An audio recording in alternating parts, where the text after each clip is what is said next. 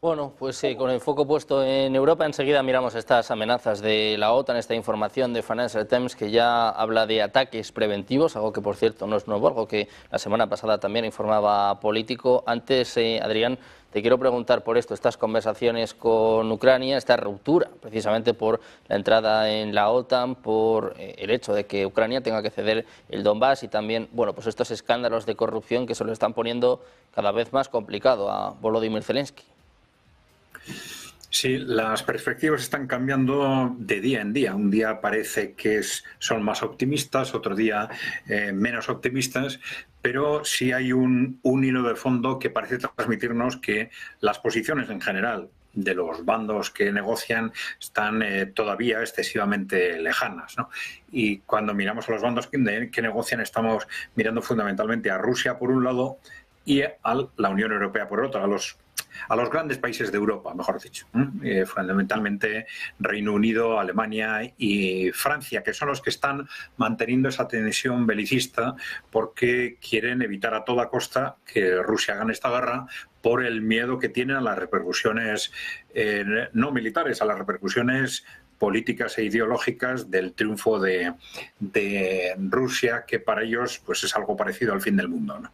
Bueno, partiendo de ese contexto, las posiciones están demasiado distantes porque estamos en una guerra de desgaste, y una guerra de desgaste es fácil que engañe, o es fácil utilizar la situación para engañar, en el sentido de que Rusia ve la situación de la evolución de la guerra de desgaste y por tanto consideran que tienen esa guerra ganada por el hundimiento progresivo del ejército ucraniano y el fortalecimiento progresivo del ejército ruso, aunque eso no se manifieste hasta ahora todavía en grandes avances territoriales. Saben que eso viene después, ya está empezando a producirse.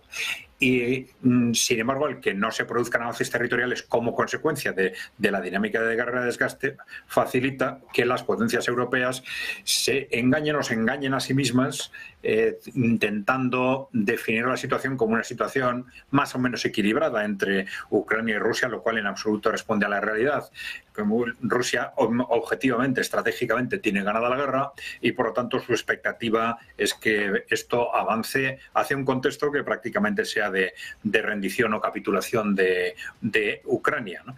Bueno, mientras tanto las posiciones no se van a mover porque Europa o estas potencias europeas, que son las que están detrás de este impulso constante para que Ucrania continúe en esta guerra, pues bueno, desde que el momento en que se dieron cuenta que Rusia iba a ganar la guerra hace 2 años, únicamente vieron la salida de una escalada, una estrategia de escalada que ahora es difícil de llevar adelante mientras en la Casa Blanca esté Donald Trump. Entonces su estrategia probablemente es la de intentar prolongar el conflicto hasta el momento en que consigan cambiar la situación política en Estados Unidos. Esto significa que las posiciones van a estar demasiado distantes hasta que se produzcan grandes avances territoriales por parte de Rusia y se haga evidente cuál es la situación de la evolución de la guerra. Y hay los factores que pueden incidir en que no sea necesario esperar hasta ese momento. Son factores que tienen que ver probablemente con la situación de Ucrania o del gobierno de Ucrania en 2 sentidos. Es decir, que nos podrían situar en un contexto de que Ucrania o el gobierno de Ucrania se desmarcara de esa posición radical belicista de las potencias europeas como consecuencia de un conflicto interno como el que podía haber provocado este estallido de corrupción, que todo parece indicar que no ha sido casualidad, sino que se ha hecho estallar en este momento precisamente para presionar al gobierno de Ucrania, algo similar a un estallido interno de este tipo, o bien una decisión rotunda de Estados Unidos de anular o suprimir su ayuda en todos los ámbitos, ¿no? El ámbito del financiero, el ámbito de la inteligencia, etcétera. Una decisión que hasta ahora no se ha atrevido a tomar, a pesar de que Donald Trump desde el principio del conflicto intentó aparecer casi como una tercera parte, una parte neutral entre las otras dos. Pues en realidad la contribución de hecho de Estados Unidos a la guerra es fundamental para que Ucrania pueda mantener su esfuerzo bélico, y a pesar de esa imagen que Trump ha intentado transmitir, nunca se ha atrevido hasta ahora a hacer esa retirada total de la colaboración militar. Este podía ser, si Estados Unidos se decidiera a dar ese paso, lo que presionara al gobierno de Ucrania a entrar en esa dinámica de negociación, que tendría que ser probablemente capital, como digo, en realidad una capitulación o rendición. Los términos de las propuestas de acuerdo que ahora están encima de la mesa, yo creo que pueden ser términos para empezar a acercar posturas, pero que todavía están muy lejos de la realidad que probablemente nos encontraremos al final, con una, desde el punto de vista territorial, con una Odesa claramente incluida en territorio ruso y con compromisos muy claros sobre el futuro institucional de Ucrania y muy probablemente también sobre las bases de esa negociación del contexto de seguridad estratégica compartida en el conjunto de Europa, ¿no? Bueno, pues a todo esto, pendientes de estas conversaciones del viaje de Waitkov a Moscú, mañana por la tarde se espera que se reúna con el presidente ruso Vladimir Putin. Estamos hablando mucho de los líderes europeos. Ahora, por cierto, están hablando el canciller alemán Friedrich Merz y el primer ministro polaco Donald Tusk. Hemos visto también hoy a Zelensky y a Macron. En medio de todas estas reuniones vienen informaciones importantes. Cristian, lo decía yo antes, la semana pasada Político ya hablaba de algo así como un contraataque por parte de la OTAN, y hoy Financial Times en portada hablando de ataques preventivos. La OTAN hablando de ataques preventivos contra Rusia. No es la primera vez que un alto cargo, que un alto general lanza estos mensajes. Cada vez más peligrosa esta escalada bélica. Cristian, te quiero preguntar por esto y también cómo se pueden tomar esto los altos cargos en Rusia, porque igual se sienten amenazados y dicen, oye, pues para que me golpees tú, para que me ataques tú, te ataco yo antes. Exacto. Bueno, los medios de comunicación están jugando su papel en esta contienda. No hay duda de esto. Político, Axios, New York Times, Washington Post, todos estos medios que están interesados en este poder globalista están jugando su partida también. Y tiene que ver con esta guerra informativa, esto que vos bien mencionabas, ¿no? Cómo lo toman los altos mandos en Rusia estas declaraciones. Bueno, de esto también habla Peskov cuando habla de la diplomacia de megáfono. Entonces, acá hay muchos factores de desestabilización y creo sinceramente que esto que está jugando, que por supuesto las palabras de Adrián iban en este sentido, ¿no? Cómo parece ser que para este poder globalista el perder su hegemonía, perder este poder ante Rusia es algo que lo lleva a una desesperación tal que parecen tornarse incluso suicidas, porque yo no recuerdo ahora quién fue, pero alguien dijo en algún momento que en todos los manuales militares de todas las academias del mundo debería figurar en la primera página la leyenda "nunca intentes invadir Rusia". Bueno, eso es una gran verdad avalada por la historia, y en este caso sería qué piensan que van a recibir a cambio si hacen un ataque preventivo contra Rusia. Una locura en toda regla, pero una locura de tal volumen, porque obviamente que la respuesta de Rusia en un caso hipotético tal tendría que ser más que contundente, y ya ahí no sé si habría vuelta atrás. Entonces, realmente estas élites globalistas, europeas puntualmente, y también estadounidenses, el Estado profundo sigue jugando su partida, estos sectores guerreristas y globalistas en la política estadounidense también hacen presiones y tienen una gravitación incluso dentro del gobierno de Donald Trump. Creo que eso impide también que no haya tomado aún esta decisión, que parecería ser que si él está amagando Donald Trump. Hace pocos días le preguntaban ¿y qué haría Estados Unidos si Zelensky seguía en esta posición de rechazo a su plan de 28 puntos, y Donald Trump dijo, bueno, tendrá que seguir luchando solo. Bueno, yo creo que esa decisión es la que falta que tome Donald Trump, que yo creo que sería contundente, porque estas bravuconadas que hacen también estas élites europeas tienen que ver con que yo creo que todavía tienen la esperanza que si la sangre llega al río, Estados Unidos finalmente va a seguir apoyándolos. Creo que la situación es bastante esperanzadora, porque yo creo que sin Estados Unidos esto no puede seguir adelante, digo, esta agresión hacia Rusia, pero obviamente tiene que haber una posición bastante más clara y contundente de parte de Trump en ese sentido.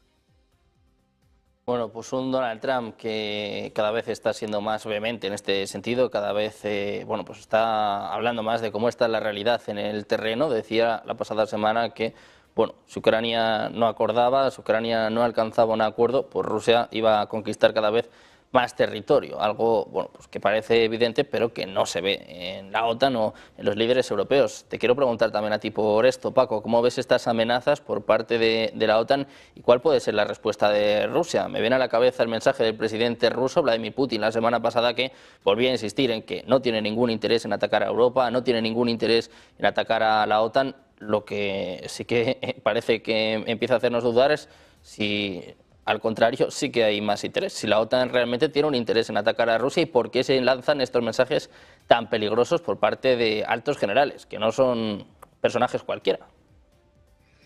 Sí, lo que yo definiría como el partido de la guerra en Europa, que es este llamado grupo de voluntarios, y bueno, que en el cual están no solo Macron, Starmer y Merz, ¿no? Están también Sánchez, los polacos y otros líderes europeos, no lo olvidemos.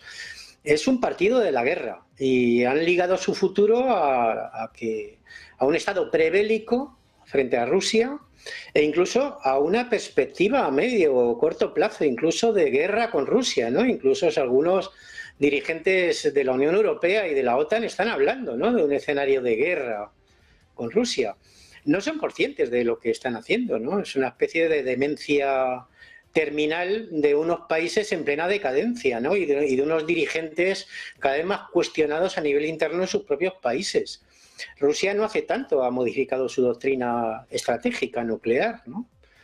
Ampliándola. Es decir, que no solo contempla ataques directos nucleares sobre Rusia para una respuesta masiva por parte de las fuerzas estratégicas rusas, sino también ataques convencionales que pongan en cuestión la supervivencia del Estado. Creo que dice textualmente la nueva doctrina nuclear rusa, ¿no?, aprobada hace menos de un año.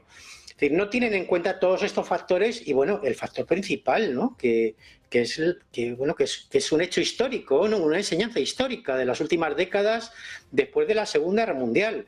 El llamado equilibrio de terror se basó en la destrucción mutua asegurada de las dos superpotencias nucleares, Estados Unidos y la Unión Soviética, que habían entrado a partir de los años finales de los 50, principios de los 60, en una paridad estratégica. Entonces, nadie podía ganar una guerra nuclear. Por tanto, quien tomara la decisión de atacar primero estaba decidiendo también su propia autodestrucción, ¿no? Es lo que llamaban la doctrina MAD, ¿no?, por sus siglas en inglés, destrucción mutua asegurada. Y en el caso de los líderes europeos no son conscientes de lo que dicen ni de lo que pretenden hacer, ¿no?, porque no tienen el potencial que tenían las dos superpotencias en esa época, ni siquiera para hacer frente a una guerra nuclear con Rusia. Es decir, un solo submarino nuclear de Rusia puede destruir toda Inglaterra y borrarla del mapa en cuestión de horas. Es decir, no son conscientes de eso. Y Rusia es un país con más de 17 millones de kilómetros cuadrados, además. Es decir, que ¿a qué están jugando, no? Yo insisto, ahí están jugando a agarrarse a un clavo ardiendo, ¿no?, para sobrevivir esos gobiernos, esos dirigentes, ese grupo de voluntarios, a su propio desprestigio y a la propia descomposición económica y social de sus países, ¿no? Y bueno, tampoco son conscientes de la historia más reciente, ¿no?, la política de sanciones a Rusia, de la cual fueron los principales promotores la Unión Europea y Gran Bretaña, pues ha tenido un efecto boomerang, ¿no?, que ha hecho decaer las economías principales de la Unión Europea y del Reino Unido, mientras que Rusia ha seguido creciendo económicamente y además han conseguido algo que parecía difícil, ¿no? Yo siempre lo digo, ¿no?, es el principal balance de la administración Biden, ¿no?, conseguir que la alianza estratégica entre Rusia y China se fortalezca cada vez más, ¿no?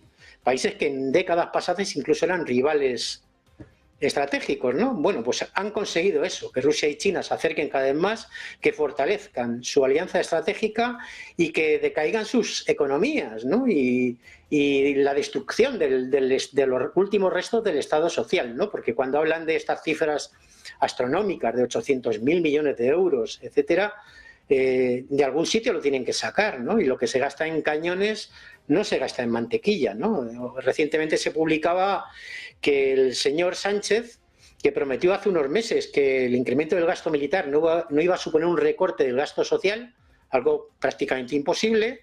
Bueno, pues recientemente se ha publicado que ha aumentado 4.000 millones el gasto militar y que, por ejemplo, en el sector educativo ha recortado 1.000 millones el gasto, la inversión social en enseñanza, en educación, en España, ¿no?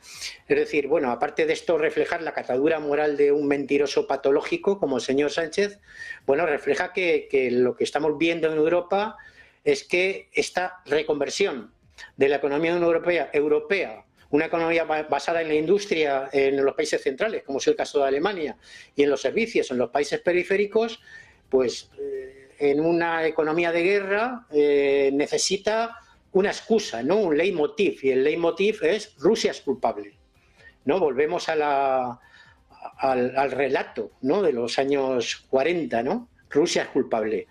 Claro, lo utilizan también como tapadera de sus propios problemas internos y sus propias corruptelas, ¿no? Puesto que también, aparte de Ucrania, los países europeos occidentales están atenazados también por escándalos de corrupción, ¿no?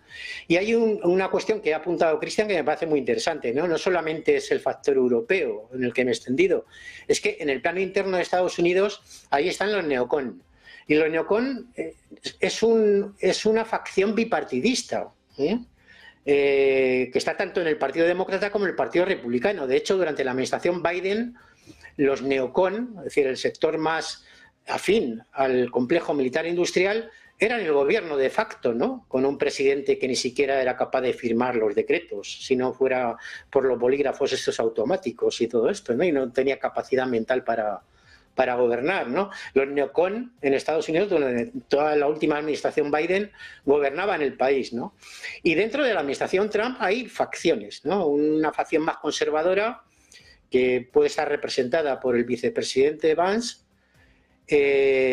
más centrada en resolver los problemas internos de Estados Unidos, también muy graves, desde el punto de vista económico y social, y otra facción neocon, que yo creo que está capitaneada por el señor Marco Rubio, que intenta, bueno, pues continuar el guión belicista de la administración Biden.